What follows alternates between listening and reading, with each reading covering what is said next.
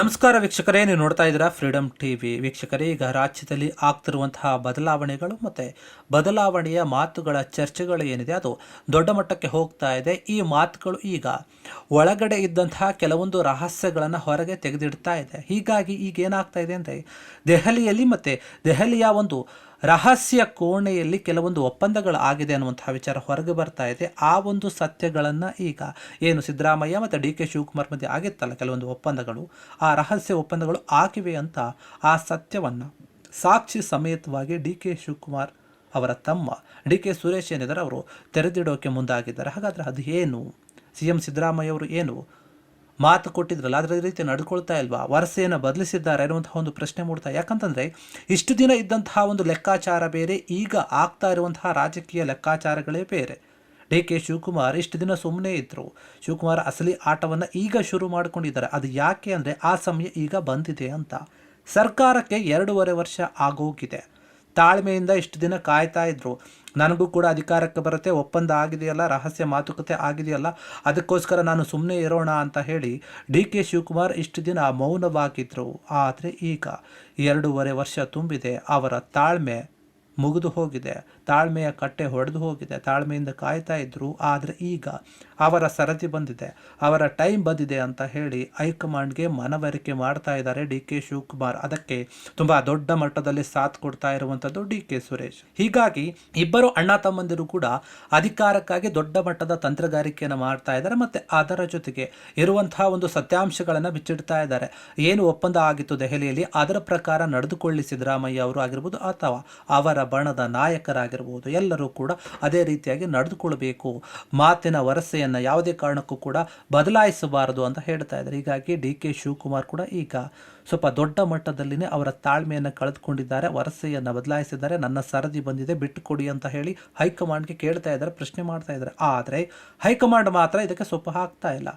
ಇದು D K Shivakumar ಅವರನ್ನು ಮತ್ತು ಅವರ ಬಣದ ನಾಯಕರನ್ನು ಒಂದು ಕಣ್ಣು ಕೆಂಪಗಾಗುವಂತೆ ಮಾಡ್ತಾ ಇದೆ. ಒಪ್ಪಂದದ ಪ್ರಕಾರ ಸಿದ್ದರಾಮಯ್ಯ ಅವರು 2.5 ವರ್ಷ CM ಆಗಿ ಪೂರೈಸಿದ್ದಾರೆ ಈಗಾಗಲೇ. ಈಗ ನನ್ನ ಸರದಿ ಬಂದಿದೆ ಅಂತ ಸಿದ್ದರಾಮಯ್ಯ ಅವರಿಗೆ ಹೇಳ್ತಾ ಇದ್ದಾರೆ, ಹೈಕಮಾಂಡ್ಗೆ ಹೇಳ್ತಾ ಇದ್ದಾರೆ. ಮಾತಿನಂತೆಯೇ ಕುರ್ಚಿಯನ್ನು ಬಿಟ್ಟುಕೊಡಬೇಕಲ್ವಾ? ಯಾಕೆ ಬಿಟ್ಟುಕೊಡ್ತಾ ಇಲ್ಲ ಅಂತ ಪ್ರಶ್ನೆ ಈಗ ಕಾಂಗ್ರೆಸ್ ಪಾಳೆಯದಲ್ಲಿ ಹುಟ್ಟುಕೊಂಡಿದೆ. ಹೈಕಮಾಂಡ್ ಯಾಕೆ ಈ ಒಂದು ವಿಚಾರದಲ್ಲಿ ಸಿದ್ದರಾಮಯ್ಯ ಅವರನ್ನು ಒಪ್ಪಿಸ್ತಾ ಇಲ್ಲ? ಯಾಕಂದರೆ ಈ ಹಿಂದೆ ಅಧಿಕಾರವನ್ನು ವಹಿಸ್ಕೊಳ್ಬೇಕಾದ್ರೆ ಮೊದಲನೇದಾಗಿ ಎಲೆಕ್ಷನಲ್ಲಿ ಗೆದ್ದು ಏನು ಅಧಿಕಾರಕ್ಕೆ ಬಂತು ಕಾಂಗ್ರೆಸ್ ಸರ್ಕಾರ, ಆ ಸಮಯದಲ್ಲಿ ಹೈಕಮಾಂಡ್ ಏನು ಮಾಡ್ತು, ಡಿ ಕೆ ಶಿವಕುಮಾರನ್ನು ಒಪ್ಪಿಸಿ ಅವ್ರನ್ನ ತಣ್ಣಗೆ ಮಾಡಿ ಇರಿ ಇಬ್ಬರಿಗೂ ಕೂಡ ಅಧಿಕಾರವನ್ನು ಕೊಡ್ತೀವಿ 2.5 ವರ್ಷ ಅಂತ ಹೇಳಿ ಏನು ಒಪ್ಪಂದ ಆಗಿ ಸುಮ್ಮನಿರಿಸಿದ್ರಲ್ಲ, ಆಗ ಡಿ ಕೆ ಶಿವಕುಮಾರ್ ಸರಿ ಅಂತ ಹೇಳಿ ಸುಮ್ಮನಿದ್ರು. ಆದರೆ ಈಗ ಆ ಸಮಯ ಮುಗಿದು ಹೋಗಿದೆ, 2.5 ವರ್ಷ ಆಗಿದೆ. ಯಾಕೆ ಈಗ ಹೈಕಮಾಂಡ್ ಮಾತನಾಡ್ತಾ ಇಲ್ಲ? ಯಾಕೆ ಸಿದ್ದರಾಮಯ್ಯ ಅವರ ಒಂದು ಮನವನ್ನು ಓಲಿಸ್ತಾ ಇಲ್ಲ ಅನ್ನುವಂಥ ಒಂದು ಪ್ರಶ್ನೆ ಮೂಡ್ತಾ ಇದೆ. ಹೈಕಮಾಂಡ್ ಯಾಕೆ ಸುಮ್ಮನಿದೆ? ಇದು ಡಿ ಕೆ ಶಿವಕುಮಾರ್ ಬಣದ ನಾಯಕರ ವಾದ ಕೂಡ ಹೌದು. ಅವರು ಕೂಡ ಇದ್ರ ಬಗ್ಗೆ ಪ್ರಶ್ನೆ ಮಾಡ್ತಾ ಇದ್ದಾರೆ. ಅವತ್ತು ಅಂದರೆ ಏನು, ಸರ್ಕಾರ ರಚನೆಯಾದಂತಹ ಒಂದು ಸಂದರ್ಭದಲ್ಲಿ ಡಿ ಕೆ ಶಿವಕುಮಾರ್ ಅವರನ್ನು ಸಮಾಧಾನ ಮಾಡಿದರು. ಮುಖ್ಯಮಂತ್ರಿ ಹುದ್ದೆಗೆ ಒಂದು ಆಕಾಂಕ್ಷೆ ದೊಡ್ಡ ಮಟ್ಟದಲ್ಲಿದ್ದರು, ಅದನ್ನು ತಡೆದು ನಿಲ್ಲಿಸಿದ್ರು, ಮನವೊಲಿಸಿದ್ರು ಹೈಕಮಾಂಡ್ ನಾಯಕರೆಲ್ಲರೂ ಕೂಡ. ಆಗಿದ್ರೆ ಈಗ ಅದೇ ರೀತಿಯಾಗಿ ಸಿದ್ದರಾಮಯ್ಯ ಅವ್ರನ್ನು ಕೂಡ ಯಾಕೆ ಮನ ಓಲಿಸ್ತಾ ಇಲ್ಲ?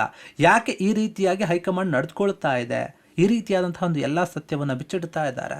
ಅಂದು ಮುಚ್ಚಿದಂತಹ ಒಂದು ಕೋಣೆಯಲ್ಲಿ ನಡೆದಿದ್ದಂತಹ ಆ ಒಂದು ರಹಸ್ಯ ಒಪ್ಪಂದ ಏನಾಯಿತು ಅಂತ ಪ್ರಶ್ನೆ ಮಾಡ್ತಾ ಇದ್ದಾರೆ.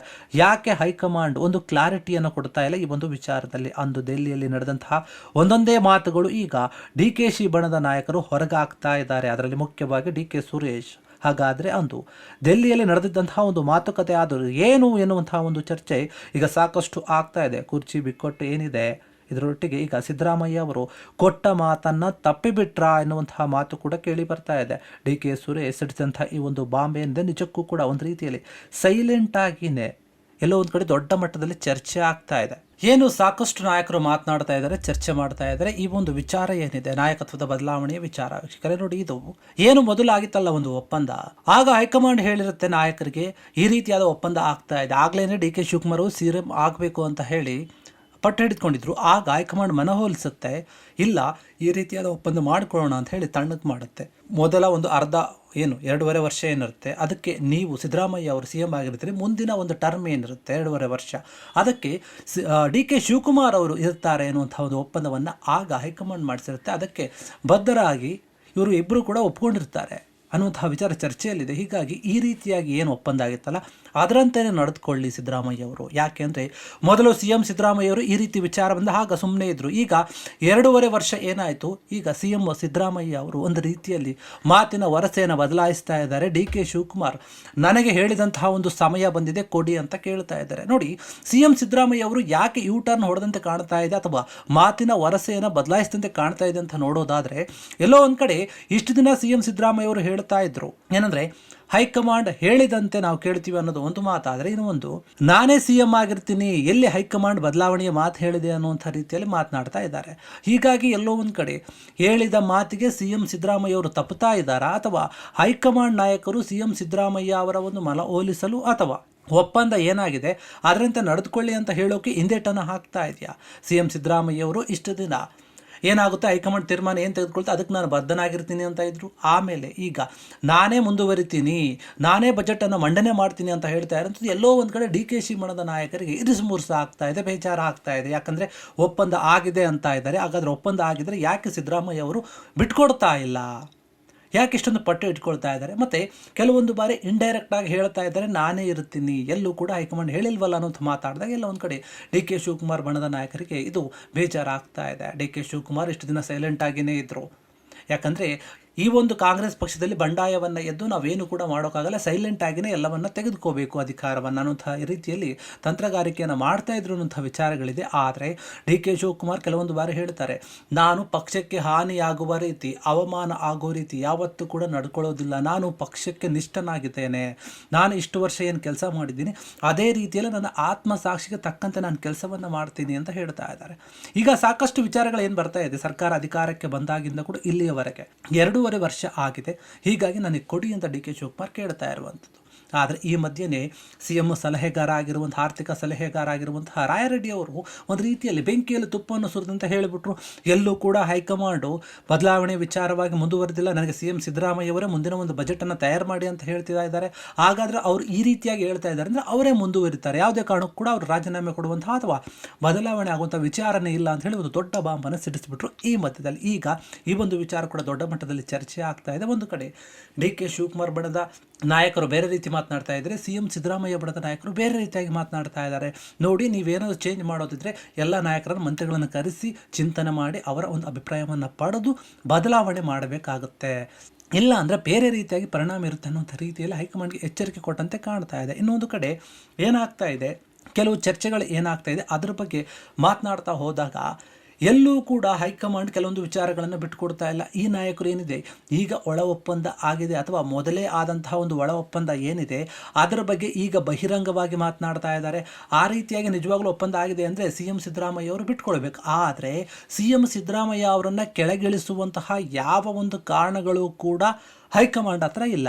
ಒಂದು ಕಡೆ DK ಶಿವಕುಮಾರನ್ನ ಎದುರಾಕೊಂಡ್ರೆ ಹೇಗೆ ಅಂತ ಯೋಚನೆ ಮಾಡ್ತಾ ಇದ್ದಾರೆ, ಇನ್ನೊಂದು ಕಡೆ CM ಸಿದ್ದರಾಮಯ್ಯ ಅವರು ಹೈಂದ ನಾಯಕ ಆಗಿ ಒಂದು ದೊಡ್ಡ ಮಟ್ಟದಲ್ಲಿ ಗುರುತಿಸಿಕೊಂಡಿದ್ದಾರೆ, ಮತ್ತು ಜನಪ್ರಿಯ CM ಕೂಡ ಹೌದು. ಹೀಗಾಗಿ ಅವರನ್ನು ಕೆಳಗಿಳಿಸಿದರೆ ಮುಂದಿನ ದಿನಗಳಲ್ಲಿ ಚುನಾವಣೆಗೆ ಹೊಡೆತ ಬೀಳಬಹುದು. ಒಂದು ಕಡೆ ಪಕ್ಷವನ್ನು ಸಂಘಟಿಸಿ ಒಂದು ದಟ್ಟ ಮಟ್ಟದಲ್ಲಿ ಏನು DK ಶಿವಕುಮಾರ್ ಅವರು ನಡೆದುಕೊಂಡು ಬಂದಿದ್ದರು, ಪಕ್ಷ ಸಂಘಟಿಸಿದ್ರು, ಆ ಒಂದು ರೀತಿ ನಾಯಕರನ್ನು ಕೂಡ ನಾವು ಎದುರ್ಕೊಳ್ಳೋಕ್ಕಾಗಲ್ಲ. ಅವರ ಒಂದು ಕೊಡುಗೆ ಕೂಡ ಅಪಾರವಾಗಿದೆ. ಹೀಗಾಗಿ ಈ ಒಂದು ವಿಚಾರ ಈಗ ರಾಹುಲ್ ಗಾಂಧಿ ತುಂಬ ತಲೆನೋವಾಗಿ ಪರಿಣಮಿಸ್ತಾ ಇದೆ. ಹೇಗೆ ಮಾಡೋದು? ಈ ಇಬ್ಬರೂ ನಾಯಕರು ಕೂಡ ಸಮಾನರಿದ್ದಾರೆ ಕೆಲವೊಂದು ವಿಚಾರದಲ್ಲಿ ನೋಡಿದಾಗ. CM ಸಿದ್ದರಾಮಯ್ಯ ಅವರಿಗೆ ಇರುವಂತಹ ಒಂದು ಜನಪ್ರಿಯತೆ, ಜನಬೆಂಬಲ ಮತ್ತು DK ಶಿವಕುಮಾರ್ ಇರುವಂತಹ ಒಂದು ಕಾರ್ಯತಂತ್ರಗಳು, ಪಕ್ಷವನ್ನು ಮುನ್ನಡೆಸುವಂತಹ ರೀತಿ ಮತ್ತು ನಾಯಕರನ್ನು ಒಗ್ಗೂಡಿಸುವಂತಹ ರೀತಿ, ಇವೆಲ್ಲವನ್ನು ಕೂಡ ಗಮನಿಸಬೇಕಾಗುತ್ತೆ. ಈ ನಿಟ್ಟಿನಲ್ಲಿ ಯೋಚನೆ ಮಾಡ್ತಾ ಇದೆ ಹೈಕಮಾಂಡ್, ಏನು ತೀರ್ಮಾನ ಮಾಡಬೇಕು. ಇದು ಒಂದು ಬಿಡಿಸಲಾಗದ ಕಗ್ಗಂಟಾಗಿ ಪರಿಣಮಿಸ್ತಾ ಇದೆ ಹೈಕಮಾಂಡ್ಗೆ. ಆ ರೀತಿಯಾಗಿ ಆಗ್ಬಿಟ್ಟಿದೆ. ಹೀಗಾಗಿ ಈ ಇಬ್ಬರು ನಾಯಕರಲ್ಲಿ ಯಾರು ಆಗ್ತಾರೆ ಅನ್ನೋದು ದೊಡ್ಡ ಪ್ರಶ್ನೆ. ಹೀಗಿರುವಾಗ ಈ ಎರಡು ಪ್ರಶ್ನೆಗಳ ಮಧ್ಯೆ ಮತ್ತೊಂದು ದೊಡ್ಡ ಪ್ರಶ್ನೆ ಇರುವಂಥದ್ದೇ ದಲಿತ CMರ ಒಂದು ಕೂಗು. DK ಶಿವಕುಮಾರ್ ಆಗಿರ್ಬೋದು, ಸಿದ್ದರಾಮಯ್ಯ ಆಗಿರ್ಬೋದು, ಇವರು ಏನು ಕುರ್ಚಿಗಾಗಿ ಬಡದಾಡ್ತಾ ಇದ್ದಾರೆ ಅಂತ ಹೇಳ್ತಾ ಇದ್ದಾರೆ. ಆದರೆ ಈಗ ದಲಿತ CM ಕೂಡ ಒಂದು ದೊಡ್ಡ ಮಟ್ಟದಲ್ಲಿದೆ. G. ಪರಮೇಶ್ವರ್ ಅವರು ಕೂಡ ನಾನು ಕೂಡ CM ರೇಸಲ್ಲಿದ್ದೀನಿ, ನಾನು ಕೂಡ ಪಕ್ಷಕ್ಕಾಗಿ ದುಡಿದಿದ್ದೀನಿ ಅಂತ ಸಾಕಷ್ಟು ಬಾರಿ ಹೇಳಿದ್ದಾರೆ. ಅವರ ಬೆಂಬಲಿಗರು ಕೂಡ ಹೇಳ್ತಾ ಇದ್ದಾರೆ. ಏನಾದರೂ ಒಂದು ಕಡೆ ನೀವು ಡಿ ಕೆ ಶಿವಕುಮಾರ್ ಅವರ ಒಂದು ಕೆಲಸವನ್ನು ಕಾರ್ಯವೈಖರಿಯನ್ನು ನೋಡಿ ಮಾಡ್ತೀರಾ ಅನ್ನೋದಾದರೆ ಆ ರೀತಿಯಾಗಿ ಕಾರ್ಯವನ್ನು ಮಾಡಿರುವಂಥವ್ರು ಮತ್ತು KPCC ಅಧ್ಯಕ್ಷ ಸ್ಥಾನದಲ್ಲಿ ಹೆಚ್ಚಿನ ಸಮಯ ಇದ್ದಂತಹ ವ್ಯಕ್ತಿ ಅಂತಂದರೆ ಅದು ಪರಮೇಶ್ವರ್ ಅವರು. ಅವ್ರನ್ನ ನೀವು ಮುಂಚೂಣಿಯಾಗಿ ನೋಡಬೇಕಾಗುತ್ತೆ. ಅವರು ಮೊದಲಿನ ಸ್ಥಾನದಲ್ಲಿ ನಿಲ್ತಾರೆ, ನೀವು ಅವರಿಗೇನೆ CM ಸ್ಥಾನ ಕೊಡಬೇಕಾಗುತ್ತೆ. ಅದರಿಂದ ದಲಿತರಿಗೂ ಕೂಡ CM ಮಾಡಿದಂಥ ಕೀರ್ತಿ ಕಾಂಗ್ರೆಸ್ಗೆ ಸಲ್ಲುತ್ತೆ ಅಂತ ಪರಮೇಶ್ವರ್ ಪರ ಇರುವಂಥ ಕೆಲ ನಾಯಕರು ಮಾತನಾಡ್ತಾ ಇದ್ದಾರೆ. ಹೀಗಾಗಿ ಹೈಕಮಾಂಡ್ಗೆ ಈ ಒಂದು ವಿಚಾರ ಏನಿದೆ ತುಂಬ ದೊಡ್ಡ ಮಟ್ಟದ ತಲೆನೋವಾಗಿ ಪರಿಣಮಿಸ್ತಾ ಇದೆ. ಈ ಎಲ್ಲ ಒಂದು ಬೆಳವಣಿಗೆಗಳನ್ನು ನೋಡ್ತಾ ಇದ್ದರೆ ಎಲ್ಲೋ ಒಂದು ಕಡೆ CM ಸಿದ್ದರಾಮಯ್ಯ ಅವರು ಮೊದಲಿನಂತೆ ಇಲ್ಲ, ಅವರು ವರಸೆಯನ್ನು ಬದಲಾಯಿಸಿದ್ದಾರೆ. ಮೊದಲು ಹೇಳ್ತಾ ಇರುವಂತಹ ರೀತಿಗೂ ಈಗ ಮಾತನಾಡ್ತಾ ಇರುವಂತಹ ಮಾತುಗಳಿಗೂ ಕೂಡ ಒಂದಕ್ಕೊಂದು ಸಂಬಂಧ ಇಲ್ಲ. ಟರ್ನ್ ಹೊಡಿತಾ ಇದ್ದಾರೆ.